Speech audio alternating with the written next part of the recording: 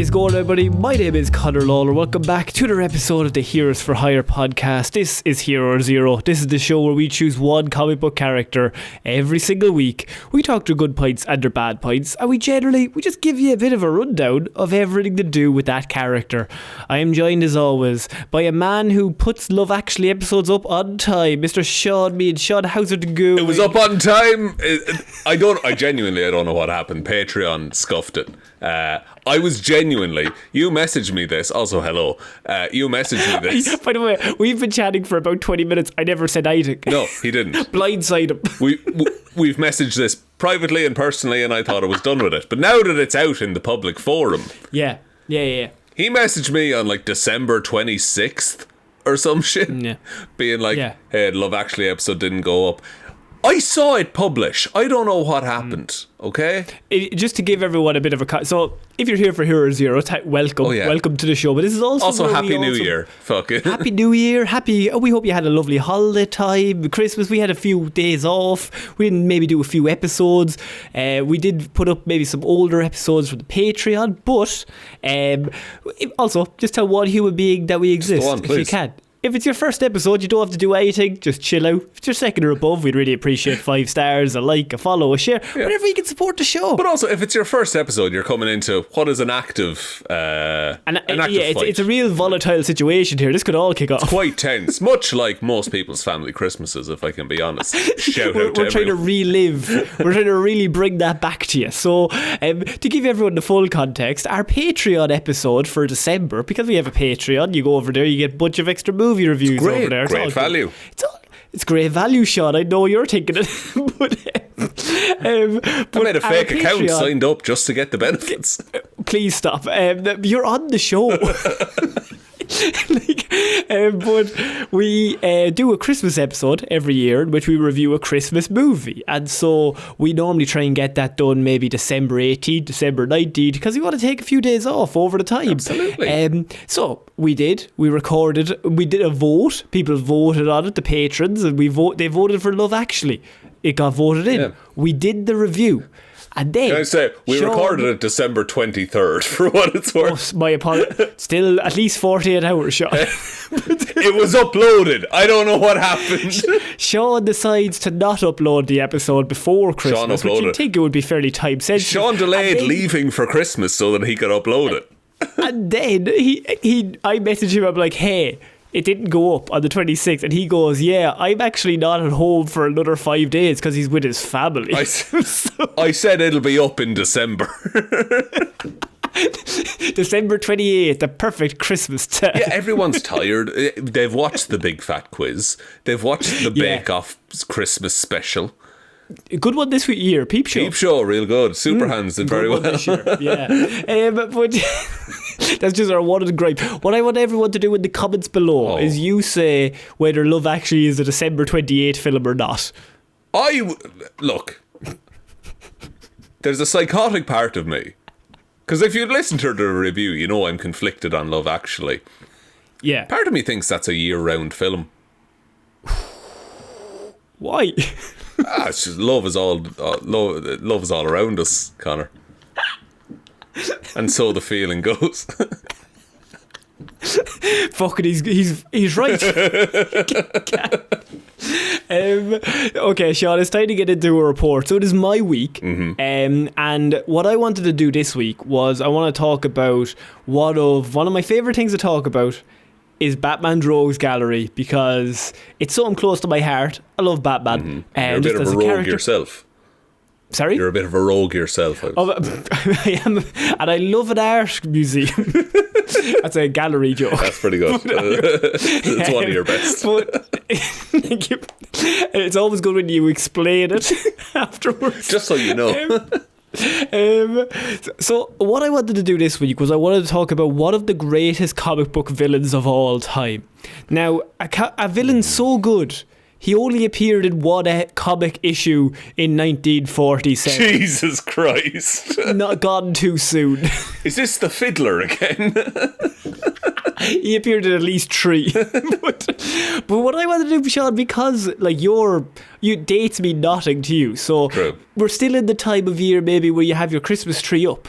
You maybe bring it down You know, in the next few days. We didn't put up a Christmas tree this year, just for what it's worth. This is what I'm talking about. He hates Christmas. Love Actually's on the 29th. It was all a conspiracy. Time doesn't exist, first of all. It's the man trying to keep you down. It's consumerism. That's all you're celebrating. So what I was thinking was, what's shinier than a Christmas tree? And it's the time of year for shiny things, Shaun. You buy gifts. You stick like baubles up on the tree. You buy gifts in January. Shiny stuff. Stop, please. This is a very loose connection. Allow me to have this. Just to remind you, what was your chair connection? Santi sits on a chair at Christmas time. Exactly. Shaun, I'm going to be covering the villain known as Glassman. Okay. Okay. Okay. Glassman. Seems... fragile is my first... Fragile. First yes. adjective. Weak jaw. It's glass jaw. I can't keep coming back around. No, it's the boxing thing. I don't get the... And that a character so well renowned in comic books in that we only have his first or second name, and I'm willing to let Shaun decide which one it is, because the name I have and the name that he has in the issue is Judson. That feels last name, surely. Mr. Judson? Mr. Judson was his father. His name is Jethro Please, Judson. call me Judd. So, Glassman. Base of operations, Glasstown. Where no one can throw stones. So, the creators, Shaun, Bob Kane and Bill Fuck Finger. off. Bill Finger made this all by himself. He did, yes.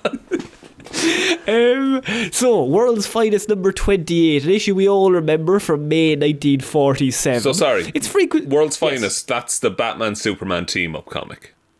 It is, but that is just called... These were just the comics, what they were called back then as well. Oh, okay. When comics were anything. Superman is not fighting Glassman. I just want to be clear here. I mean, I think it's a fair fight, to be honest with you. Once you find out what Glassman's deal is, you will not be saying that, because he is one of the strongest villains that have ever graced the comic book panels, and I'm willing to... actually, no, you know what? I'm going to go back on that. Him v Darkseid would be a fight I would like to see. Okay, but that's not saying that Glassman would win. Oh, it would be quick. What's going to happen is going to happen, Shaun.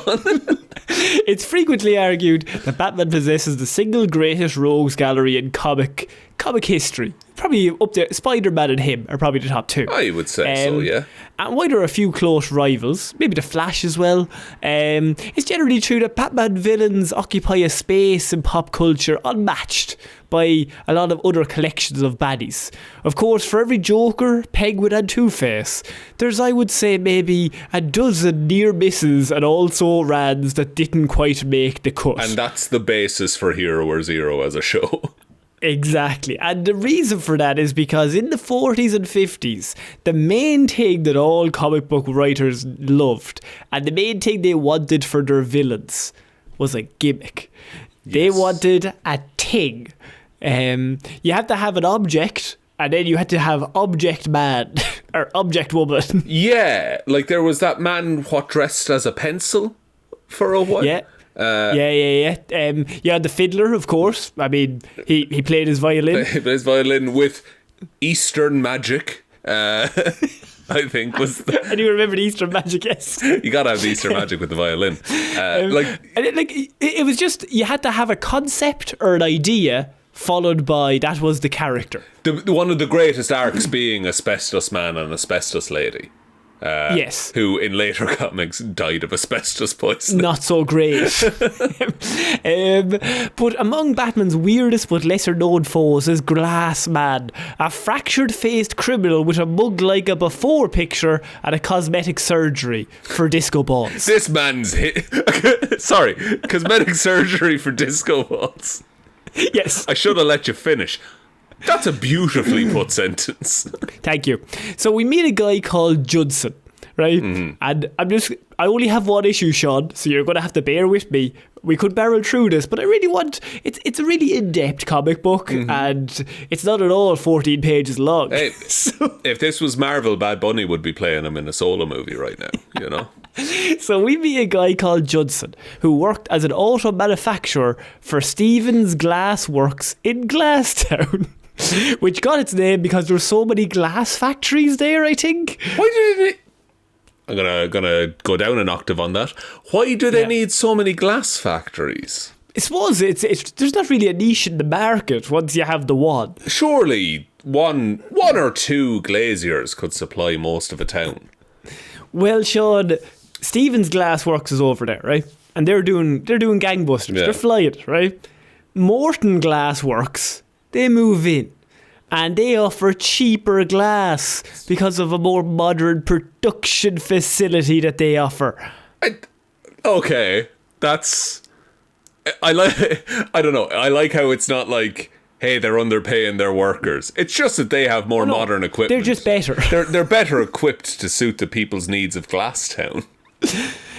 Judson leaves Stevens Glass Works and says, fuck off. I'm going to the new boys in town, Morton Glass Works. Right. Stevens then, also don't have Stevens' first name. But it's not Judson, we can guarantee that. They had chutzpah. They had chutzpah and whimsy back then. They didn't have time for first names. Stevens loses his entire business and swears public vengeance against everyone involved in his downfall. But he just didn't move with the times. That's the thing. He wanted to have cheap labour, and he didn't have modern production facilities from 1947. Conor, this is the war is over. We need to buy low, sell high. You know, we're the baby boomers. And this was a prelude. This is what happens before Batman and Robin even investigate. Because what comes in, we come in World's Finest Comics number 28. Batman and Robin begin to investigate a series of mysterious murders in the town. Interesting. And they appear to be connected to the glass industry. How do they appear to be connected to the glass industry, Conor? I'm glad you asked, Shaun, because each victim receives a small glass model, such as a building or an object, which is secretly coated with poison. That's intricate glasswork. And surely in a place such as Glasstown, they would be able to tell who specialised in making miniature buildings out of glass. When the victim handles the model, they are killed instantly. Is that a thing that can happen? Are you asking me or just... like... Because I know like anthrax was a thing for a while, right? Like they would post white powder to places and shit. I suppose if you put a bit of anthrax on a piece of glass, I think that'll do the business. But is that not... is it not... you have to breathe it? Can you... Like if you touch... Is touch there was the poisoning thing in England. There was the Salisbury... Yeah, you just touch that, I think. Oh, okay. Yeah. Anyway. They put it on the door handle. But, yeah, there's easier... Yeah, if you're trying to kill someone... No, I'm saying that's literally what happens. Oh, fuck, that's awful. Why not just do that instead of making a little glass sculpture? You're like, that's awful. But seriously, they had some ideas, to be fair to them. I admire ingenuity. I don't support the results, but my God, to think of that. Dig up. Anyway, so they all. If I were to do it, is what. Okay, please. They're listening. He doesn't have a Christmas tree and he's threatening poisons. You're the first on the list. If there's there's a murder in the town, will we go to the lad with no Christmas tree who was recently talking about the ideas of poisoning and just ways to do it? Yeah, but I think one of those weighs heavier than the other, honestly. Like the Christmas tree. They're not having... It's in the press. I just wasn't arsed. I don't know. You mean the cupboard? Just for international listeners. The cupboard, sorry. It's in the hot press is where it's kept. That's going to be even more confusing, please. The crimes attract public attention due to their unusual method, which makes sense, and rumours spread about a criminal known as the Glassman. Batman is brought in and he studies the pattern of the murders and realises that the victims are all connected through the business dealings of the glass factories. He also discovers that the crimes are linked to a glass manufacturer, Stevens Glass Works. And that's the man in Glassman stands for manufacturer. Yes. Right? No, it's not. While Batman is learning the background, the bizarre Glassman appears with him. His refractive helmet distorts his true features. He's got like a glass mask. Okay. It's like a... Glass. Okay. Can you name me one of the physical characteristics of glass? It's made of sand. Yeah. You didn't get more specific than that, Shaun. Something that you could see from a distance. It's hard. It's hard. It's quite... glass is quite hard. Shiny. Okay, say a window. How would you describe a window to someone? You can see through it. There we go. Now, the glass helmet. But what if you put several different layers of glass on top of each other, distorting your face because they're all pointed at different angles, like maybe some sort of weird carnival style thing? Okay. But that's a mirror.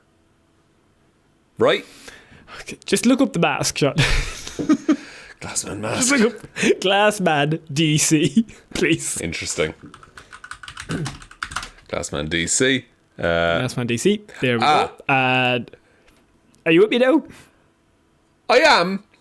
I'm just going to say, in terms of glass science, that mask doesn't make sense. It's just 1947, Shaun. Yeah, but it's a load of flat planes, which will just be... it's fine. It's fine. It's fine. It's fine. We were just out with a war. They had a lot to do. Suddenly, have we just stumbled upon something you feel really strongly about? I just think this is call him Lensman or something and then have lenses in there. It's like the episode of Brooklyn Nine-Nine when Holt gets really obsessed with like the dentist. Yes. I didn't know that was a trigger for me. No, I'm really upset by this, actually. His refractive helmet distorted his true features, Shaun. See? Shut up. The Glassman tries to then suffocate... What? He's made a helmet of fucking glass, Connor. Yeah. Name another physical characteristic of glass. It's made of sand. No, you've done that one. The Glassman tries to suffocate Batman in a glass ball that he then makes, but Batman escapes. He then saves... It's made of glass, Connor. Shut up.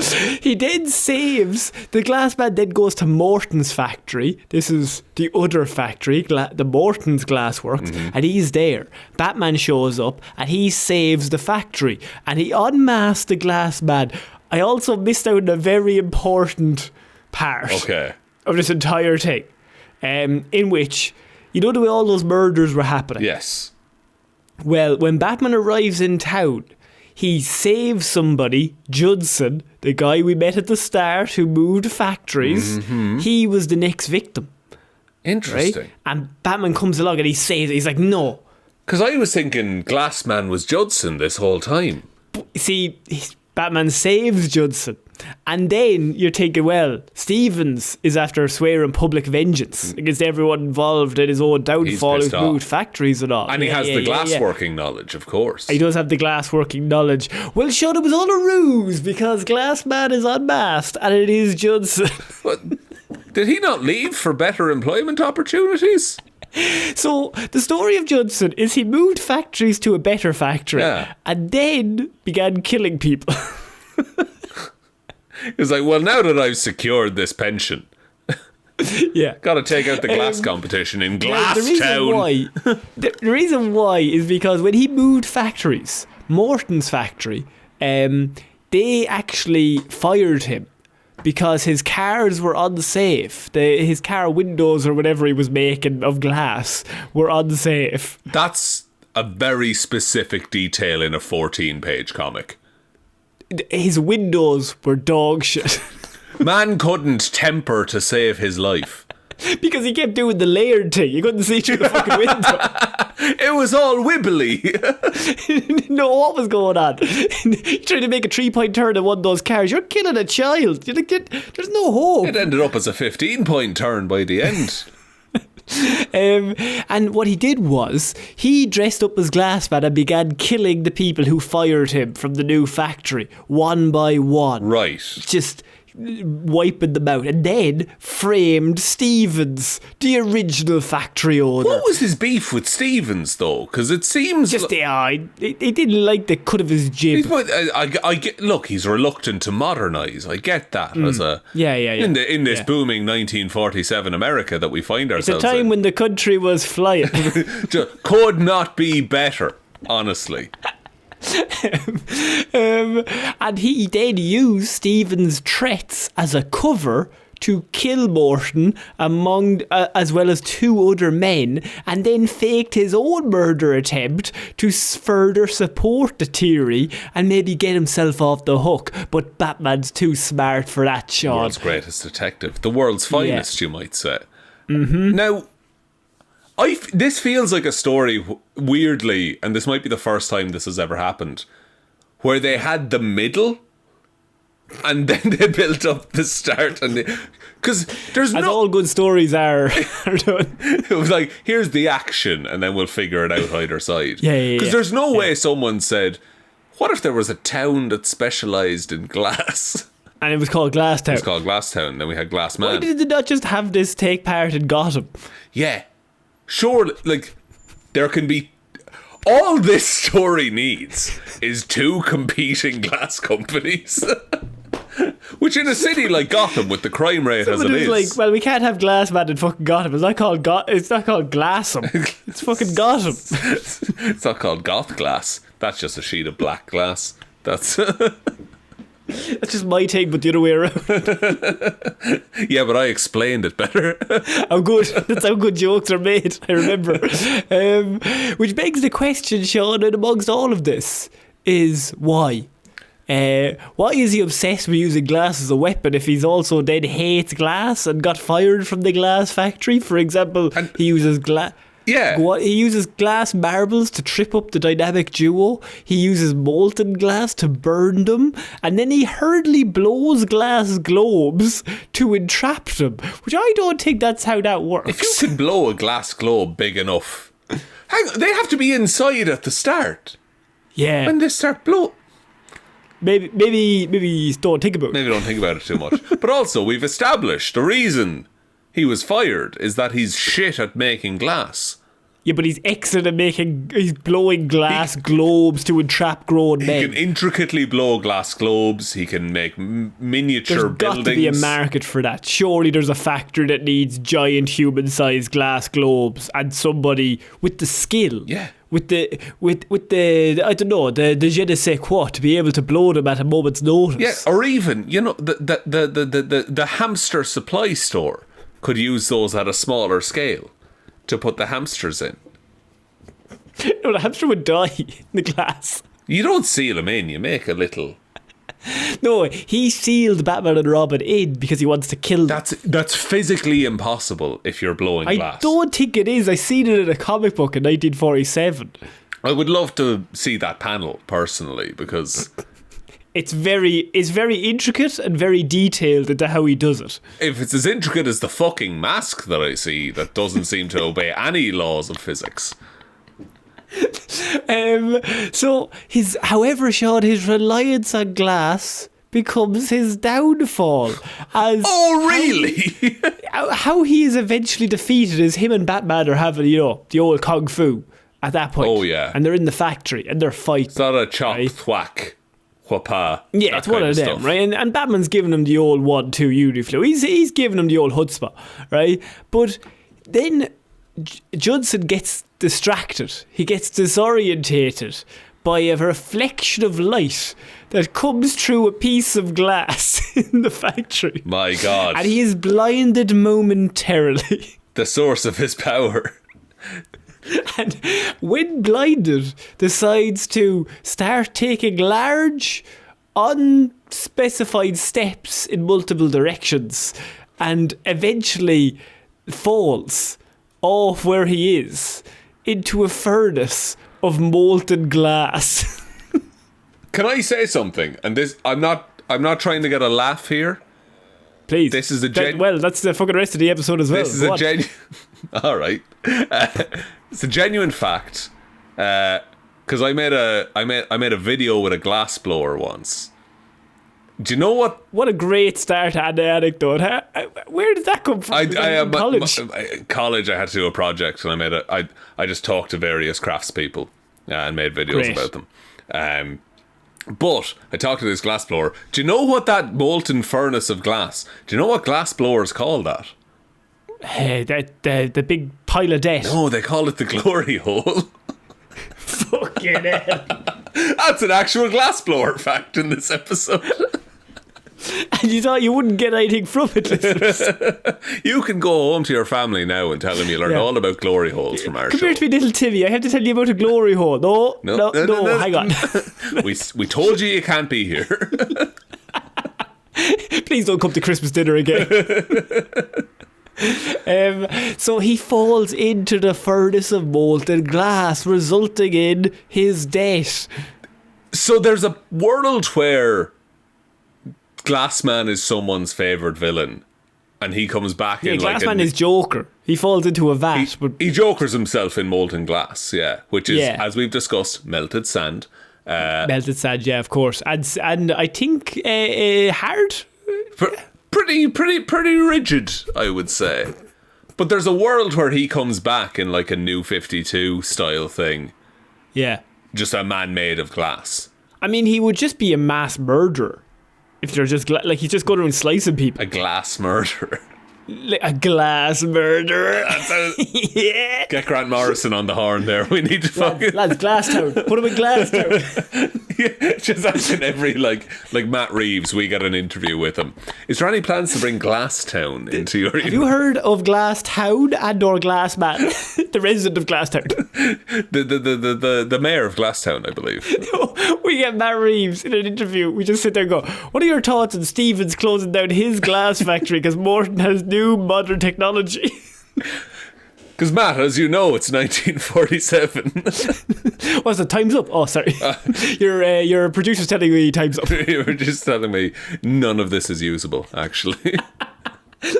The story ends with Batman explaining to Robin that obsession and greed led to Judson's destruction, which I think it was more the big furnace of molten glass. That was ultimately what destroyed that human. And no, we always do with strengths and weaknesses here.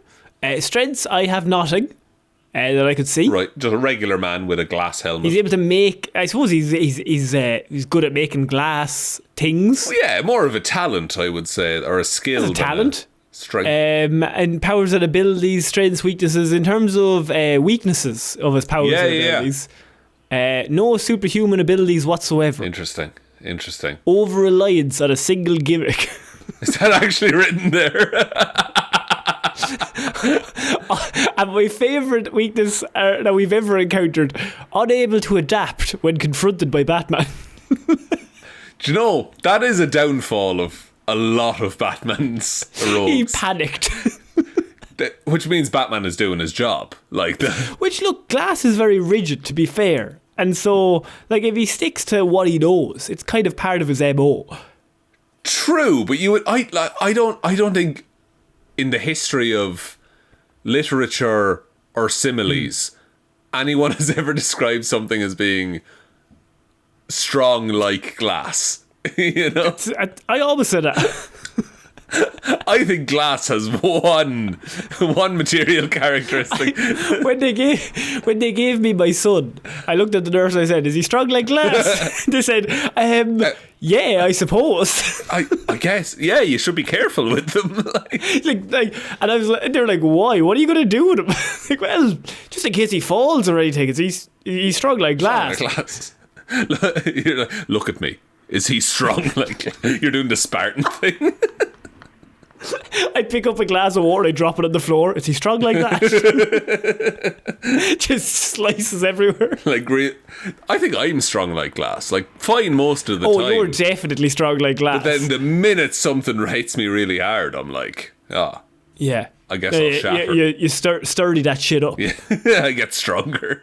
It's more powerful. The glass blower also told me glass is a liquid.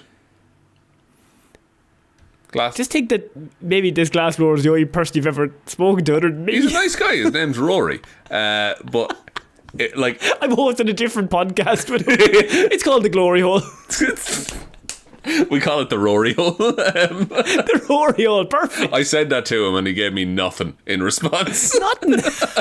That's such a good bit.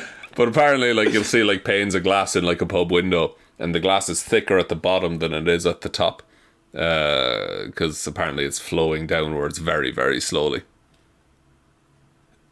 It's what he told me. Like, he could just say anything. Are you sure he wasn't just a random guy? He was outside of a Tesco car park, actually. Now. You were like, "Are you Rory the glassblower?" Yeah. Fuck it. Yeah, people call me John, but yeah, fair enough. No, look, it's I do like part of his design that I do like. It's a 1947. It's a man in a brown suit with glass for a head. You got that right. It is. You got that right. Which I think we've never improved. I mean, he's like the Eraser. There's another guy in a brown suit that just had a pencil on his head. Look, you know I like guys with weird shaped heads. Rory. Nah, I had a regular head. That's why I didn't pin it off. That's why it never clicked. What you said about me? What? Do you want to take us out, Chad? Yes, thank you everyone for listening to this episode of Hero or Zero. We will be back on Monday with an episode of the Heroes for Hire podcast. And next Friday with another episode of Hero or Zero. Big thank you goes to everyone over on Patreon who is very patient in waiting for their Love Actually reviews, but also helps us to keep making the show, and we couldn't do it without them. So thank you to everyone over there. If you want to support the show, you do have the merch store, heroesforhire.ie/shop. Twitter is at Heroes for Hire Pod. The 4 is the number 4. Facebook is Detective Divilment's discussion group. Instagram is Heroes for Hire Podcast, and the best way to ever help out the show is to tell one human being that we exist. Just a one, please. And I think that's about it, Conor. I think so. So I've been Conor and Lorraine. I've been glass the whole time. See you next week. Bye.